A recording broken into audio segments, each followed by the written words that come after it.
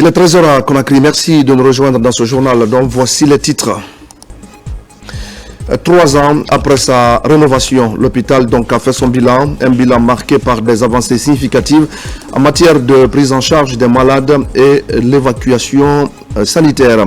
Vulgarisation du projet de nouvelle constitution, les griots jouent aussi leur partition dans la promotion du contenu du texte. Ils se sont prêtés à l'exercice au cours de l'installation de leur nouveau président. Un focus sur le Dundun, cette danse traditionnelle qui fait la fierté dans le Hamana. Elle se perpétue de génération en génération. Une de nos équipes s'est rendue à Babila dans Kouroussa. Reportage à suivre. Bonjour à tous. Les représentants des pays de l'espace du fleuve Mano étaient tout récemment à Conakry une rencontre pour voir comment prolonger le financement du Fonds pour l'environnement mondial. C'est une initiative qui favorise des actions innovantes en faveur de la conservation et de la protection de la nature dans la région. Mohamed Alpha Baldé.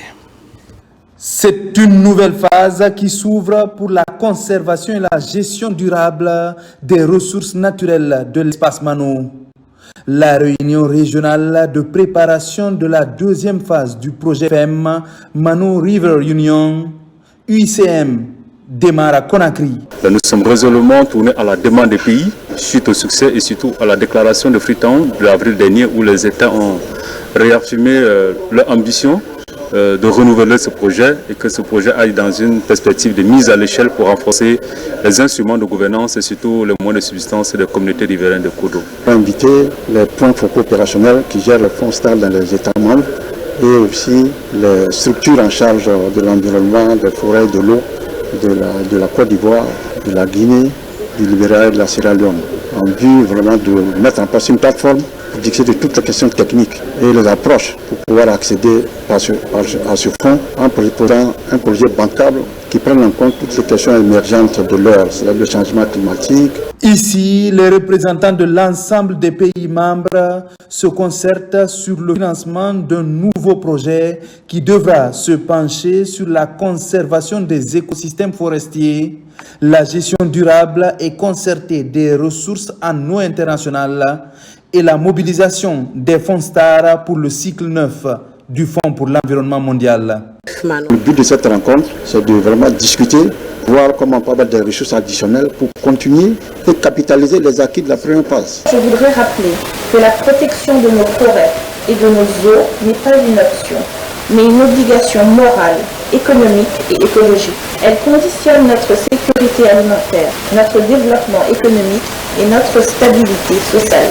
Aujourd'hui, la Guinée entend œuvrer pour un renforcement de la coopération environnementale sous-régionale dans l'intérêt des populations locales.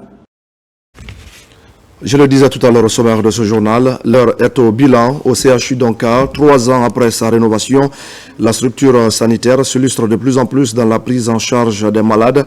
En 2024, par exemple, près de 40 000 consultations externes ont été enregistrées, des investissements dans le renforcement des capacités des agents, dans la promotion de l'hygiène et qui permettent aujourd'hui de limiter des évacuations sanitaires. Tierno Ousmane Diallo.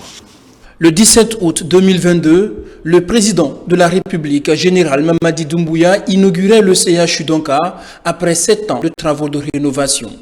L'événement tant attendu marquait alors une nouvelle dans le développement du système de santé guinéen avec une infrastructure hospitalière digne d'un CHU entièrement digitalisé à travers un système d'information hospitalier et un nouveau style de gestion pour marquer un renouveau. Donc avant et aujourd'hui, c'est pas la même chose. Vraiment, on remercie le président. On mange ici bien, on dort bien, tout est propre. Là où donc est comme ça.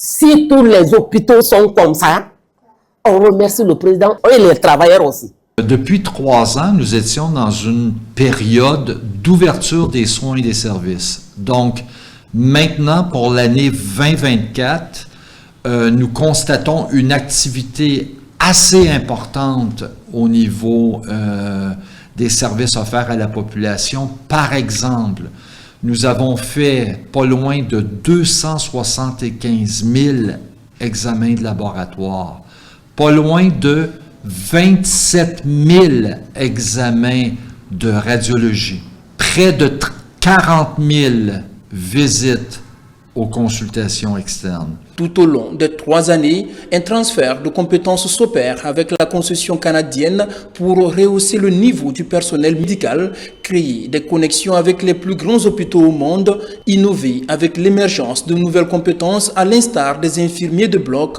et garantir la maintenance des équipements de pointe qui font la fierté du CHU Donka. Grâce à l'expérience et à l'expertise que nous avions, ça nous a permis vraiment d'aller étape par étape et d'adopter une activation graduelle des différents services. Ça nous a permis à la fois d'implanter parallèlement le modèle qui aujourd'hui amène une dichotomie complète entre les fonctions de soins et les fonctions de gestion.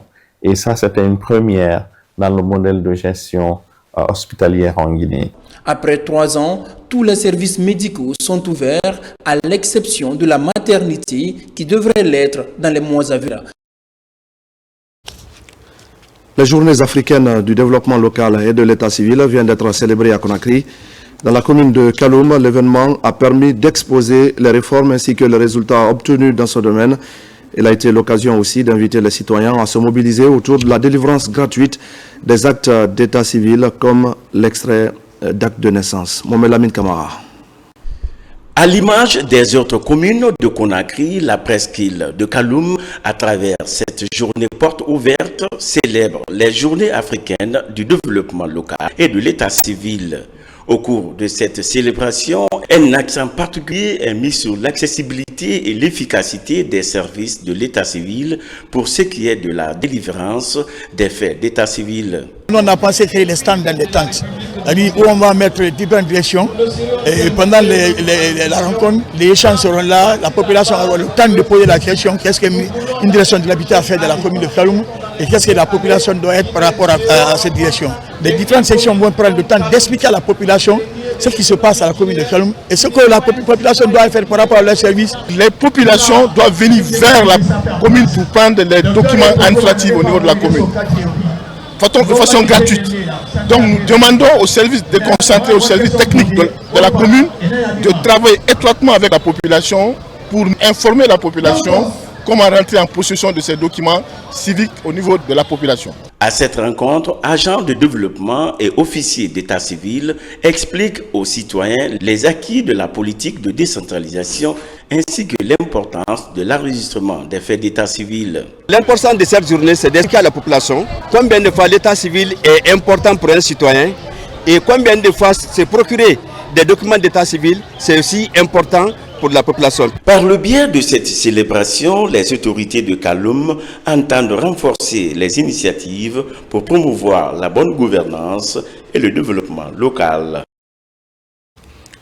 À Bessia maintenant, population et autorités locales sont restées mobilisées pour célébrer la journée africaine de la décentralisation et de l'état civil. À travers une journée porte ouverte, l'accent a été mis sur l'importance de l'enregistrement des faits d'état civil et sur les acquis du développement local. Marie-Angélique Bangoura. À Bessia, tout comme dans les autres municipalités de Conakry, les concepts décentralisation et état civil se croisent pour faire ensemble le même chemin lors de cette journée porte ouverte. À cette occasion, des rencontres B2B sont organisées pour permettre aux citoyens et responsables de s'approprier les statistiques d'état civil, mais également de bénéficier de l'enregistrement des faits d'état civil. Porte ouverte, c'est une occasion à tous les citoyens, toutes les communautés de venir à la commune, s'enquérir vraiment des services qu'ils demandent et que tous les gens mettent à leur disposition. Donc l'état civil aussi, c'est une journée qui permet aussi aux citoyens de venir faire accès aux faits d'état civil. On entend par fait d'état civil le mariage, la naissance et le décès. Donc si on a ces statistiques-là très fiables, nous pouvons trouver à une bonne planification dans le cadre du développement socio-économique harmonieux, équilibré et durable de notre pays. Au cours de cette célébration, les progrès enregistrés et les réformes engagées dans le processus du développement local sont passés au peigne fin. Des agents développement et officiers d'état civil, tous mobilisés pour satisfaire les citoyens. Nous sommes à la 8e édition. Et chaque année, on a pris l'habitude de donner des extraits de naissance aux enfants de 0 à 6 mois. et régulariser ceux qui n'ont pas eu la chance d'avoir ces actes-là.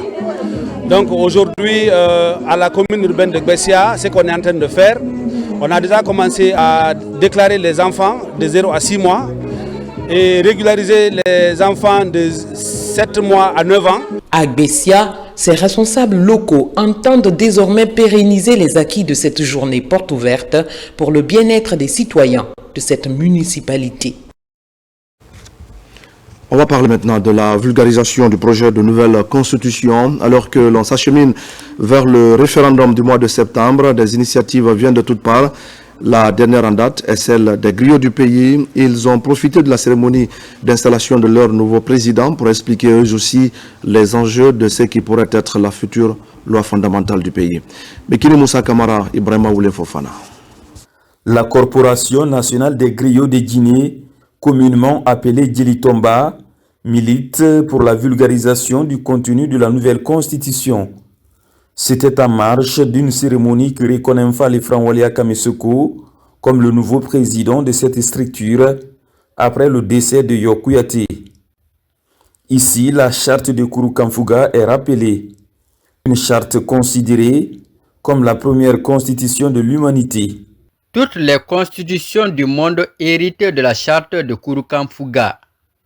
Nous aimons le contenu de la nouvelle constitution, car elle reflète les besoins de notre époque.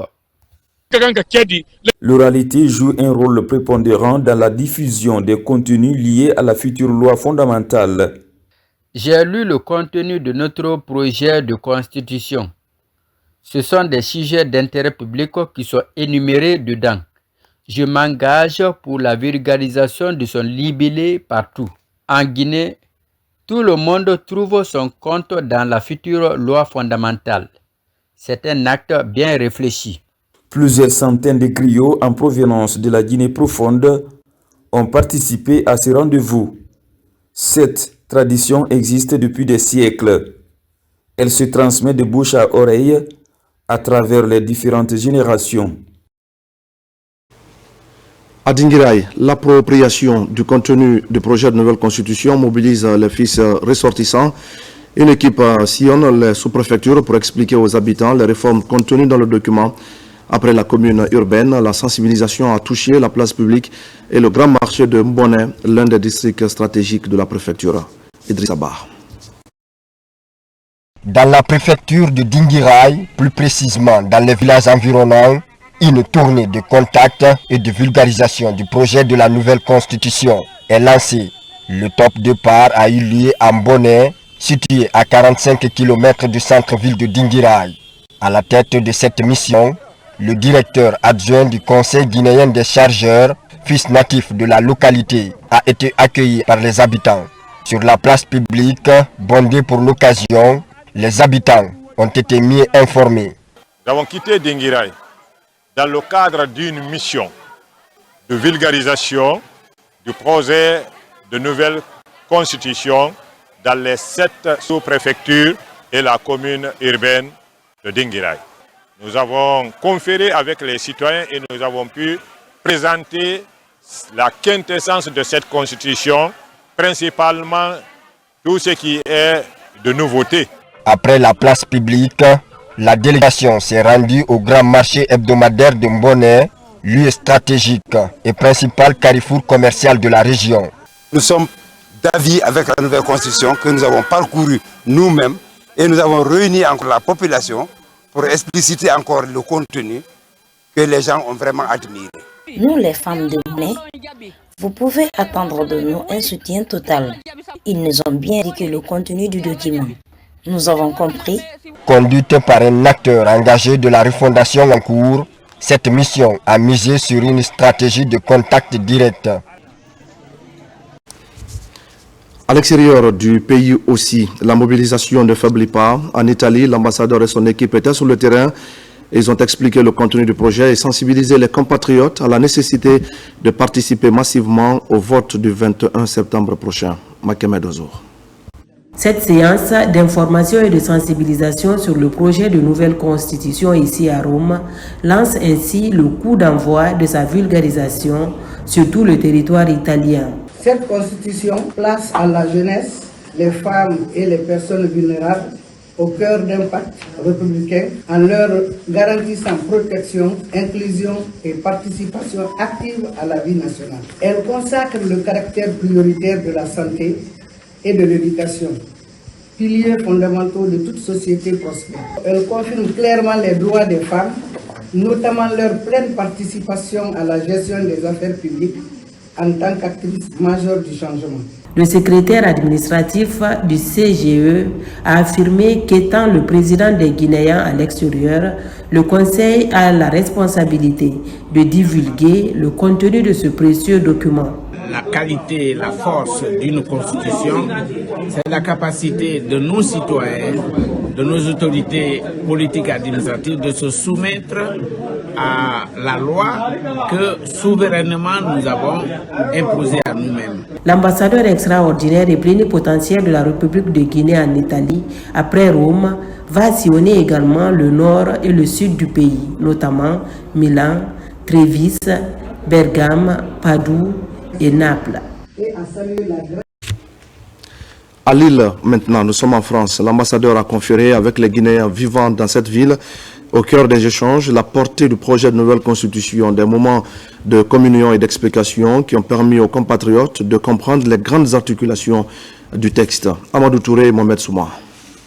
À un peu plus d'un mois de la tenue du scrutin référendaire ce 21 septembre, l'ambassadeur Seynkoun Sylla accélère les initiatives de vulgarisation du projet de nouvelle constitution dans les 3 pays d'Europe relevant de sa sphère administrative.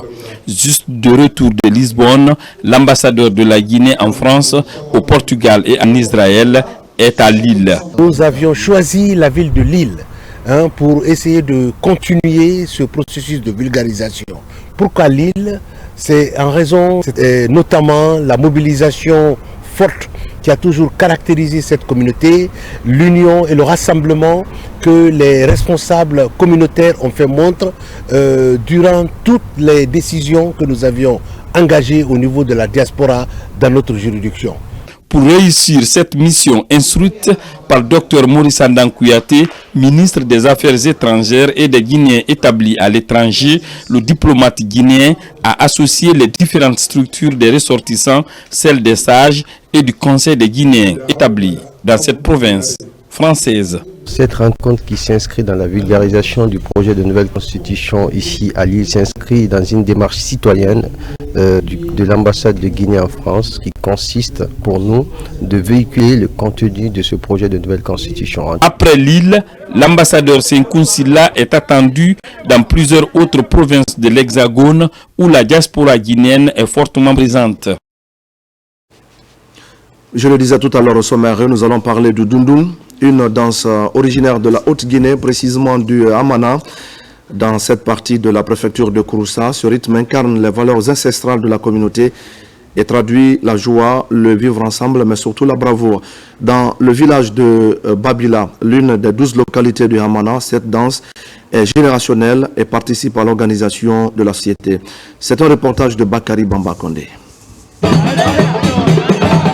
Au cœur de la Guinée, les traditions ancestrales continuent de vibrer, portées par des expressions culturelles uniques. Parmi elles, le Dundun, danse emblématique de la communauté de Hamana en Haute-Guinée. Elle incarne la force, la joie et la cohésion sociale. Plus qu'une simple performance artistique, le Dundun est un langage corporel qui raconte des histoires, célèbre la vie et renforce les liens communautaires. Un événement culturel qui nous permet à montrer à la population que nous sommes arrivés à l'âge du mariage. Ils ont enlevé les habits. Tout cela donc, a une signification et un sens direct. Le Dundun tire ses origines de la tradition à Hamana. C'est une danse des hommes forts, une célébration de la récolte. Les mouvements empreints de puissance et de grâce symbolisent la force du guerrier, la fertilité de la terre, la joie de la communauté, la connexion avec les ancêtres. Chaque pas, chaque geste est chargé de sens et transmis de génération en génération, constituant un patrimoine culturel vivant. C'est la manière de danser du Malinké. On ne peut pas danser avec les vêtements parce qu'on le fait avec force. C'est ce qu'on a vu avec nos grands-parents et nos papas. Si tu le fais, ça te donne la santé. Un malade ne le fait pas. Ce qui frappe immédiatement dans le Dundou, c'est la puissance de sa musique. Les rythmes sont insufflés par une percussion endiablée, menée par des instruments traditionnels tels que le djembé, le dundumba, le sangban, le kinsereni, entre autres. Les joueurs de tambour ne sont pas de simples accompagnateurs. Ils sont le cœur battant de la danse, créant une énergie contagieuse qui invite à la participation. Le fouet là, ça c'est la peau soit de phacochère ou bien de l'éléphant. Pourquoi? C'est des fouets qui sont très durs à frapper. Donc s'ils arrivent que franchement ça ne va pas entre l'autre côté, celui qui tourne de l'autre côté et l'autre qui tourne de l'autre côté là, s'ils ne se comprennent pas, ils peuvent se frapper. La manière là ne veut pas dire qu'ils sont donc opposés. Ça veut dire que nous sommes les hommes forts de ces amana profonds. À travers ces rythmes envoûtants et ces mouvements expressifs, le Dundumba unit les générations, célèbre la vie, la richesse culturelle de la Guinée. Et voilà, mesdames et messieurs, c'est la fin de ce journal. Merci à tous de l'avoir suivi. Et je vous retrouve tout à l'heure pour d'autres actualités de la Guinée, notre paradis, terre de richesse et d'innovation.